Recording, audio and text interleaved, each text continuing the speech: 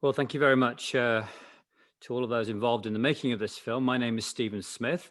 I'm going to be moderating now Q&A with some of the cast and some of the producers and director Mark Bennett and, of course, family members. So we've been already introduced, I think, earlier to Mark Bennett, who's the director, to Ed Asner, who narrated that so beautifully. Thank you, Ed. To Melinda Goldrich from the Goldrich Family Foundation, who's an executive producer, to Daniel Alche, who is the scored that piece so beautifully, and to Brett Copin, who is the grandson of Marvel Ginsburg, who is the author. And I'm going to start with you, Brett, because, but before I do, I just want to say to everybody, please do put questions in the Q&A. We won't necessarily get to everybody, but we're going to try as we go along and just see how many of your questions we can answer. But Brett, I'm going to start with you because this story is about generations and how the memory of the Torah passed down to the generations of that family. And you see the grandfather at the end there, so dignified as he passes on the Torah to the next generation. And you are also, receiving this legacy from your grandmother. Tell me what that's like for you as you sort of enter see this film for the first time or see this film being screened today and what it means to you and your family. Thank you, Stephen. First, I just want to say this is a really incredible opportunity. And I've been telling my friends about this movie for 4 years. And just to know that so many of you have seen it now just really means the world to me. So this is my Bubby's book. This is the Tattooed Torah, the original book. And I grew up with this book. The second edition with the illustrations by Martin Levelman was created in 1994. And my grandmother, my Bubby Marvel, would come to Salman Schechter, where I went to school, and would read the book to us every year on Yom HaShoah, on Holocaust Remembrance Day. And so when I had this opportunity to write the screenplay, which started because my mom had the idea, actually, my mom, Beth Copin, the executive producer, had the idea to turn this book into an animated film. And when she met Mark Bennett, our director, who almost immediately after seeing the book agreed to take on the movie, my mom had the idea actually to recruit me to write the screenplay. And that was because my Bubby and I always had an incredibly close relationship, but we especially bonded over our mutual love for writing. So to take this book and to transform it into a screenplay with the help of Greg Ferkel, who wrote the story, who helped write the outline of the story and is responsible for the story aspect of the movie, was really, really an incredible experience. And especially bringing this project together as a 3-generational endeavor, as you just pointed out, my Bubby who wrote the book, my mom who had the idea, and then for me to write the screenplay has truly been an incredible honor. And from one of our audience members, is it a true story? Is the movie a true story? The book. So the movie is based on the story in the book. And the true part of the story is that during the Holocaust, 1,564 scrolls were collected by the Nazis from all over Czechoslovakia. And after the war, they were brought to the Westminster Synagogue in London, and a team called the Czech Memorial Scroll Trust actually took on the large endeavor to basically restore these Torahs and then to distribute them all throughout the Jewish world. So that part of the story is totally true. And then beyond that, there are a lot of different elements. Sort of, if you're familiar with Daniel's story, for example, there are a lot of different historical elements that we put into the story. And so, later on in the Q&A, maybe we can go through some more of those details. Thank you. And is the book still available, Brett? Can people purchase it anywhere? Yeah, so the book is available. You can go to our website, thetattooedtorah.com, and there's actually a tab on the website that says buy the book, and you can find the information there. Thank you. That's an answer from Melanie there. Mark Bennett, you've been living with this film for a few years now. What was it that inspired you to make this movie? What happens again? What do I do? Like Brett said, I met his mom. I was doing an art show in Chicago for one of my art projects.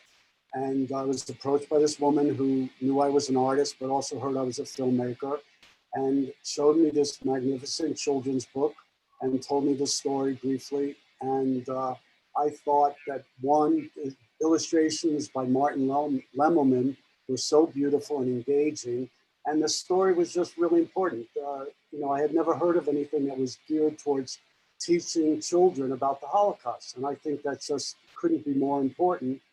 And so that's really what attracted me to it. And it was bringing the Goldrich Family Foundation and you and the USC Shoah Foundation on that really kickstarted it and made it happen. And I'll also remember one of the things you said to me in the very beginning was make sure you explain what a Torah is and what a bar mitzvah is, so that people that are not Jewish will understand how important it is that when something sacred is desecrated, that is wrong. So there were more than just Jewish themes in the film, but more universal ones about tolerance and humanity. And so I'm really grateful for that, and I'm glad it really became part of the film. Thank you. You're seeing many compliments in the Q&A if you're looking here. Many people are saying how beautiful it is, and I want to compliment you, Mark, on the beautiful animations and the way in which the story is told so lyrically, which would not have been possible without your narrator, Ed Asner. I can see, Ed, that you're muted there. If you want to unmute, I have a couple of questions for you. First of all, what did it mean to you as an individual to read this story, which is so just poignant and tells such a powerful story? Well, as I've said before, the Torah is the most sacred thing to Jews. It is, I think, no other religion, God-worshiping religion, can point to such an artifact being the central focal point of that religion. And with Jews, it certainly is. I'd like to ask a question that's puzzled me. Such an unusual title for this. How did the author arrive at the thought of tattoo, which is an alien principle to Jews? How did it come to be called that? Brett, do you want to take that? Yeah, it's a great question. My grandmother always loved writing songs and writing poetry. One of her favorite things to do was to alliterate while she did that. So I think on one level, the Tattooed Torah, it's a nice alliteration. And on the second level, I think you make it a very important point, which is it almost seems like, how could you ever associate a tattoo with a Torah? They're very foreign concepts to each other. And yet that is part of the reality of the story, was that when these Torahs were collected, all of them were tattooed, which on one hand was in a way a desecration of the Torah. And on the other hand, it was because they were tattooed that they were able to be cataloged. And we actually know the origins of where each of these Torahs comes from. So the actual Torah that this book is based on, and this is a true story, the Torah that now lives in Salman Schechter, its tattoo, the number is 32804. And because we know that number, we know that it comes from the town of Brno, Czechoslovakia. But we wouldn't have known that without the tattoo. It's an interesting question. Paid off in the end.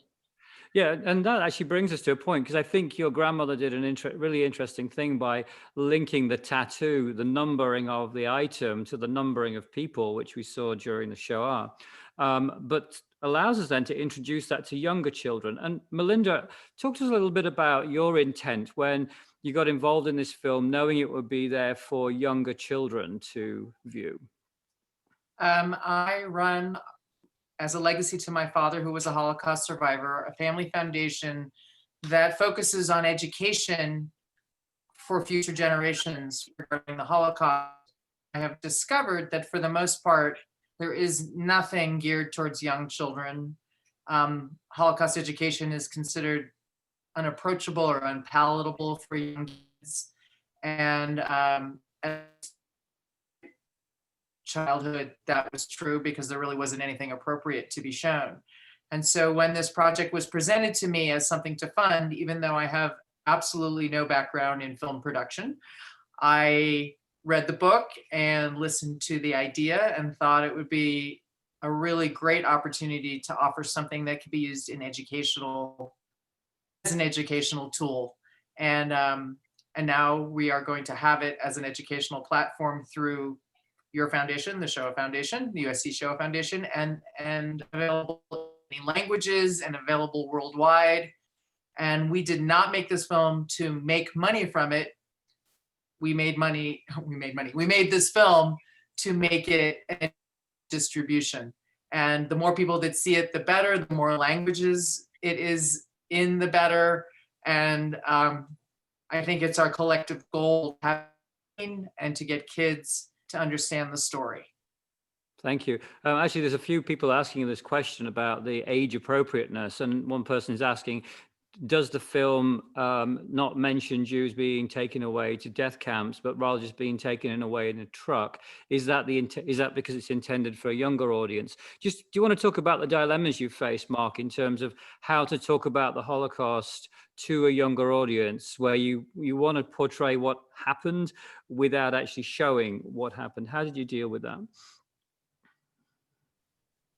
Well, that's a great question. And I think the simple answer is we just stayed true to Marvell Ginsburg's book, because she handled it in such a palatable and delicate manner, in a way almost to stimulate this vital conversation without getting too horrific. So this is an entry into the discussion. It's not an end-all story. And it was done with enough tension and horror, but not too much that would scare a young child.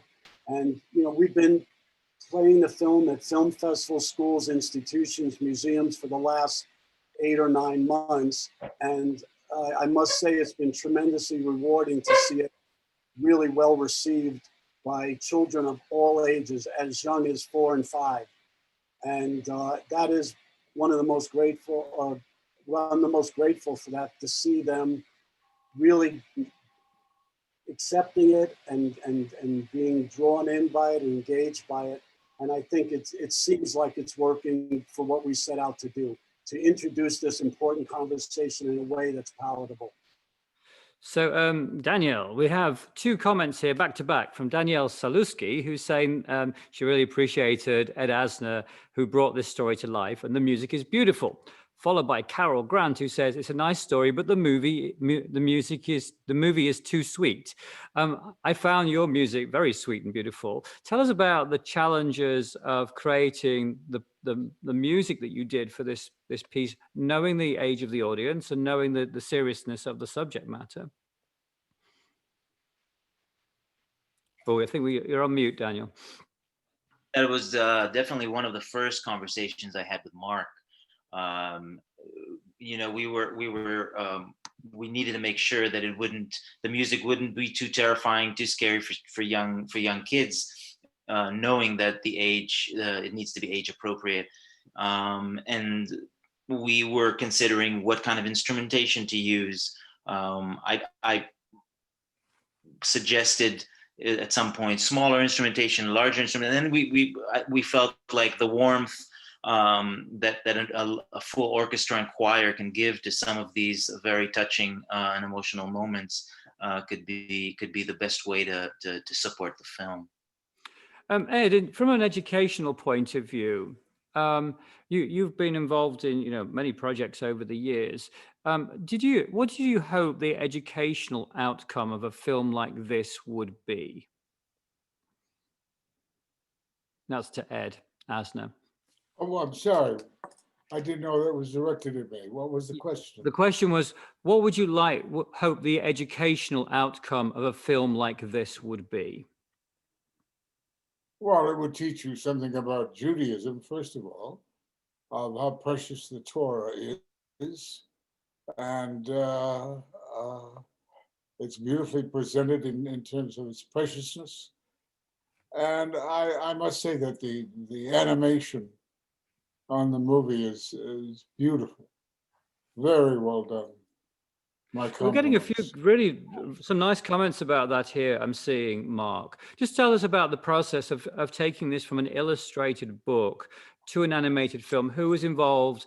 What were the challenges in doing that, and the opportunities to bring the book alive?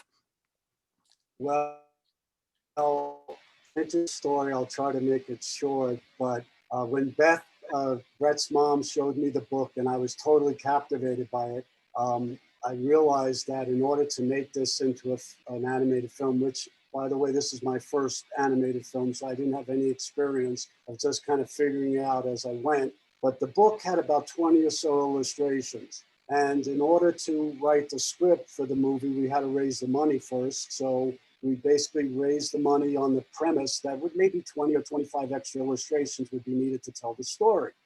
Well, we finished raising the money, and Melinda came on and spearheaded that, and a lot of other people contributed. And then we set out to write the script, and my cousin Greg Ferkel adapting the story, and Brett and I writing the screenplay. And when we finished the screenplay, and I met with one of our two animators, Jeffrey Piddle, and we started to storyboard that, which is figure out all the little pictures you would need to tell the story. It was a little more than 25. It was more like 109. And so I was tasked with going and telling Martin, who was the original illustrator of the book, that it was meant to be that Beth had found him. And he was a very organized, very meticulous artist and had every single one of these original illustrations from the book meticulously, archivally maintained for 30 years, which I was shocked. Because if we had to use the book to scan from and use that artwork, it would have not been as good. So I met with Martin, I told him about it, he gave us a budget.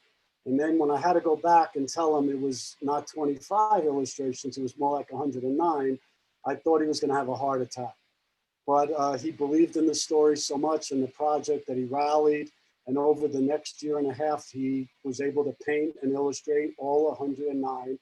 And then the tedious task of making them move and interact and have some dimension was where Jeffrey Piddle, and then after that, Christian Robbins at $11 bill in Boulder, Colorado, under the supervision of our wonderful producer, Lisa Effers, were able to bring all the elements together and thus create this animated 20-minute, 1-minute film. To then which Daniel was able to bring this beautiful music to, and that we were fortunate enough to go to Moscow to record with an orchestra and choir. So it was a 4-year journey, but I must say it was enjoyable every minute of the way. And we felt really fortunate to have attracted so many great people that believed in it, from Ed to you, Belinda, Daniel, our animators, Lisa Effers, everybody. That really, it really took a great team of passionate people to make this happen. Quite a number of people are asking about why didn't the Nazis destroy these Torahs? And I'll just take this myself briefly. What happened in Bohemia and Moravia was a very unusual situation. In fact, the audience is absolutely right to assume that in virtually every other place that the Nazis went, synagogues were destroyed, as were all the cultural objects and the religious objects. The Nazis were so audacious, they planned a museum of the destroyed Jewish people, and they were collecting many Jewish artifacts together in these warehouses in Prague, in part to create this museum that never came into being, because in fact the Jewish people survived and are telling their own story to this day. But those scrolls were part of nearly 40 warehouses full of all sorts of Jewish sacred objects. And what really attracted me to this film, Mark and Ed and Melinda and Brett, was that one of the things I've been very struck by when I was learning about the Holocaust 25 years ago was that it wasn't just the destruction of the people, it was the complete obliteration of everything that Jews and Judaism stood for, and the erasure of language and religion and literature and politics and everything. And to me, telling that story to young people, I think one of our commentators said that, maybe this was a little too soft, this movie. We're telling this to 6-year-olds, most of whom are not Jewish. And this is just a beautiful way into telling a horrific story, that actually those things that are precious to us do get destroyed. when there is hate in the world. And in a sense, the Torah represents the salvaging of the Torah. Somebody else said, and I forget who it was, this is a story about love. And I love that comment there, and thank you for making that, because in a sense, the reclamation of the Torahs was an act of love.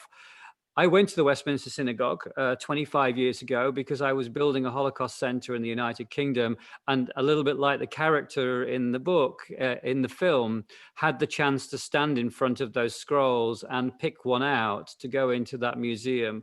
I will tell you, it was one of the most sacred tasks that I have ever done, because I knew that from then onwards, that museum and the people that run that museum and myself would be responsible for ensuring the story of that Torah would be told for all generations. And I think, in a sense, the story here widens that out to everybody. So Melinda, just talk to us about the fact that this is now being produced in Spanish. Why are we producing this in Spanish right now, and what's the hope of that? Spanish is the first language that came about because of friend and board member from the USC Shoah Foundation, Elisa Lieberman, who claimed that there was absolutely not only no children education in the Holocaust in Latin America, but virtually no education available for all ages. And she jumped on board to produce it in Spanish. And because it is geared towards young children, subtitling is less effective than actually recreating the whole film in Spanish. So we have a completely Spanish version with a Spanish speaking Ed Asner, and not Ed, but another person representing. I could have done it. I know. Good. I know you could have. We did hear you do that. And also, it actually happens to be a well-known, I guess, Latin actor, which added the same kind of appeal that Ed added to North America. And we plan to continue to record it in other languages. We have a whole list of languages kind of down the pipeline. And we are going to be doing it in subtitles first, because I'll say it's better than nothing, and it will get it out there. And kids above a certain age will read subtitles, but the younger children will probably be waiting for the language versions. By the way, I have read that in spite of his alliance with the Axis, Franco, they did not turn away Jews at the border who came to Spain for salvation. So that's one thing in the old buzzard's favor. And I also add, Stephen, that Ed was very generous, and he was going to do it in Spanish, and he actually did a reading of it. But our producers felt like for Latin America, they wanted somebody native. Not that Ed wasn't good, but they wanted a native speaking person. And we were able to get a friend of ours, Fernando Allende, who's a pretty famous Latin American actor, singer, and his son, Adan Allende, to do the Spanish. So we were very fortunate, and they're opening up a lot of doors down there. And so we were very grateful for Ed to understand and let somebody native do it. I have a question for both of our artists here, and it's coming from questions that are in our Q&A. First of all, Daniel, a few people are asking here about how the music, what your experience was making the music, which is so sort of allows you to sort of uplifts us as we're going through this experience. What was it like for you to write the music with that animation in front of you going through that story? You know, it's always a very lengthy process. We had a couple of years because animating and drawing hundreds of drawings took much longer than we expected. So I had a pretty lengthy, a lot of time to search for these themes and find. Once I found the core, which was I felt was that scene at the Westminster Synagogue. I kind of started writing sideways, you know, and filling the whole emotional spectrum of the score.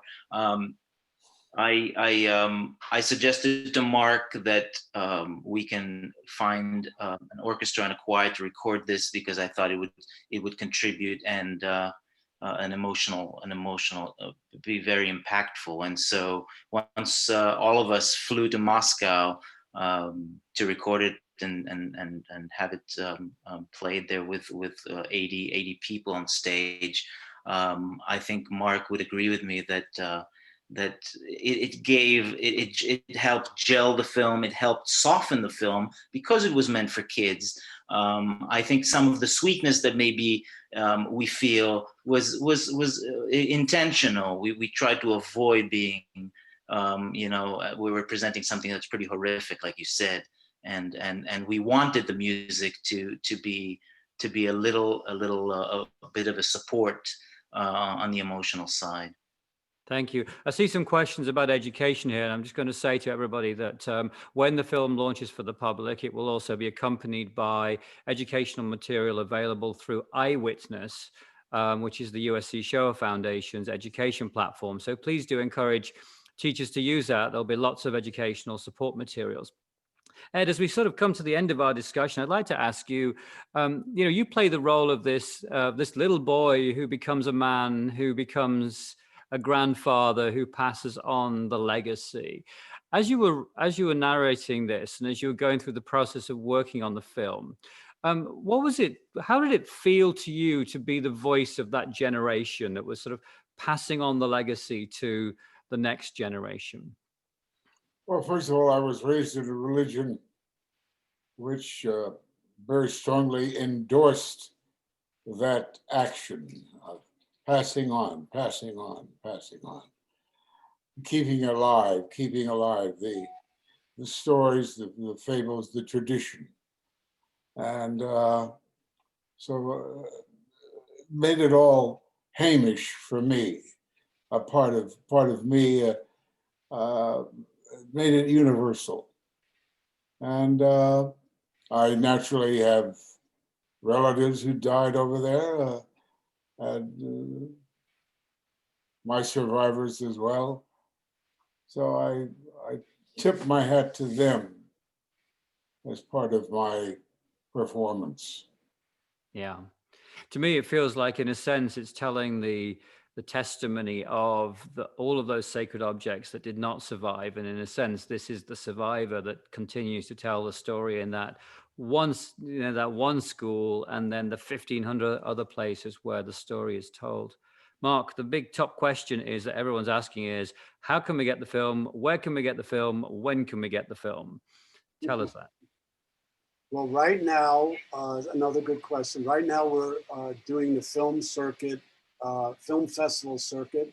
We've been very fortunate to be accepted in official selection of 28 film festivals worldwide so far, including this one with Hillary and Los Angeles Jewish Film Festival, which we are truly honored to be a part of.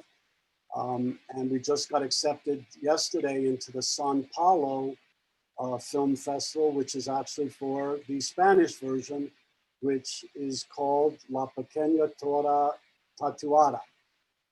And I've had a little practice with that, although my Spanish is not that great. So Tatuada is tattooed?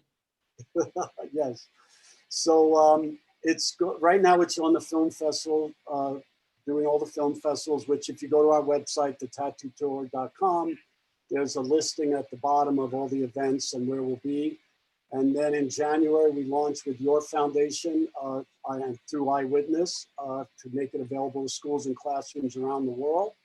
And then I believe in February, we're scheduled to release and launch the Spanish version with the educational program, also on Eyewitness. Any other distribution at this point, we're still working on and exploring. But for right now, it's the film festivals and then the USC Shoah Foundation's Eyewitness website, January, February, worldwide. Mark Bennett, thank you so much for making such a beautiful film. Daniel Ache, Melinda Goldrich, Brett Copin, and Ed Asner, thank you so much for being in discussion with us and for bringing this beautiful story to life. Stephen, I have a question for you, actually, before I know you have to leave. But tell a little bit more about Eyewitness. And you talked about, you mentioned the age of 6. So I want you to talk a little, if you can, just a little bit about, you know, age appropriateness of this film. Yes, actually, one of the things that the roles that the Shoah Foundation played with the film was to have an education team alongside the production team, helping as the script was getting produced by Brett and Mark, and then, you know, the initial graphics, and as it unfolded, reviewing the film at various points to look and see how age appropriate, you know, how we could make sure that it was age appropriate for younger children. And the reason for that is USC Shoah Foundation has been developing a number of primary education resources. And we've always said, okay, well, we'll pitch this at around about age 9, you know, 4th and 5th grade. And then what happens is we find it's being used at 1st and 2nd grade because teachers are very keen to introduce the subject matter as early as possible. So we've learned to work with our resource developers to say, actually, you know, just let's be thinking about how this might skew younger and support the teachers and the students through it. And exact thing's already starting to happen with this film, where the demand is really there from 1st and 2nd grade teachers. And we want to be there to support them. So eyewitness.usc.edu is our education platform. And what happens is students get an experience that's supported by the Shoah Foundation through the training of teachers and the creating of resources that are safe for age groups right down as young as 1st grade. So that's what we're doing. And will it be available? I'm so sorry. Will it be available outside of the United States, to European countries, to other countries? Yes, the education piece of this is much easier to do because we can introduce it slowly there. Obviously, the film itself has to go through its distribution process, so you know it's following the path of all films. And once Mark lets us get a hold of the entire thing, we will. But in the meantime, it's you know, available to classrooms through the education program, so that puts it right where it needs to be. So we're very pleased with that. What percentage of these people who are petitioned are Jewish versus non-Jewish? Oh, 97% non-Jewish. Vast majority. And I think that's what's great about how Mark has made this film, with that sort of really universal feel to it, because what it's doing, it's allowing non-Jewish children from all backgrounds to learn about the sacredness of the Torah through this beautiful story, and to see how precious it is. And to do so at a very young age. And if we treat each other's sacred objects and traditions in the way that this film respects the Jewish tradition, and we teach children who are not Jewish to do that, hopefully they'll pass that forward, and we'll all have greater respect for each other. That's the underpinning message here, I think, Ed. And beautifully told. Peace is the underlying message. Yeah. I'm going to hand back to you, Hillary. Thank you for having me today. Oh, thank you so much, Stephen. It's always wonderful to work with you. Thank you for everything that you're doing. We have a couple of more questions. People have been asking where they can get the book. That's pretty simple. Again, our website, tattooedtorah.com. As Brett said earlier, there's in the menu bar, there's a thing to click on to buy the book. And there are limited quantities left, but hopefully his mom will be doing another printing. But just again, through the website to buy the book, or to find information about other upcoming film festivals, events, etc. And can you also share with us if there's any plans for Hollywood? I'm sorry? Any plans for Hollywood? In what regard? Well, do you want to talk about some places maybe you've submitted it? I'm being cryptic, okay? I'm trying to give you... Yes, we did. Aside from the film festivals, we have entered into the Academy Award, and you never know, but we thought that, we've had such a wonderful response to it so far, so we thought, why not? And so we're excited about that as well. But I think more than anything, the main goal, as Melinda touched on earlier, and Brett and Ed as well, is that the goal with this film is to just reach as many children around the world as possible, Jewish and non-Jewish, and share this important message in the hopes of making the world a better place for the future. And I think you need a better narrator. So, I think one of the most exciting things about this, as I said before, is that all the passionate people that came along for this journey to help make this happen and make that goal a reality. So anything that helps film festivals, Academy Awards, whatever it be, we're excited for any and all ways to get this film out there into the world. Well done. Well, I want to thank you all. I know we haven't gotten to all the questions, but if anybody has any questions, you can feel free to email us directly through our website at LAJ Film Fest, and I will get your questions directly to any of our panelists. Mark, would you like to say again, you and Melinda, say what the email, what the web address is, so people can go check it out? Or maybe we can have somebody right here. We go. We got it all. There it is. Terrific. Please Well, feel free to share it. Say that again. Said, please feel free to share it with people who were unable to attend this evening. Yes, and for those who have come on, we are going to have the film. It's been streaming on Facebook Live. We will allow the film, or I should say, thanks to our producers, they will allow the film to stay on to Facebook for 24 hours. Thereafter, you'll have to wait for the next festival or to see if it gets selected for the consideration for the Academy Awards. And the Q&A will remain on Facebook. So I want to thank all our panelists deeply for your participation today and for your beautiful and very important work. I am the parent of a 7-year-old, and I know that I will be talking to his school about this as somebody who has been deeply involved with the Shoah Foundation and Holocaust education. So I want to thank you all, and I want to thank our audience for joining us today. Thank you, and be safe out there, everybody. Thank you, Hillary. Thank you very much.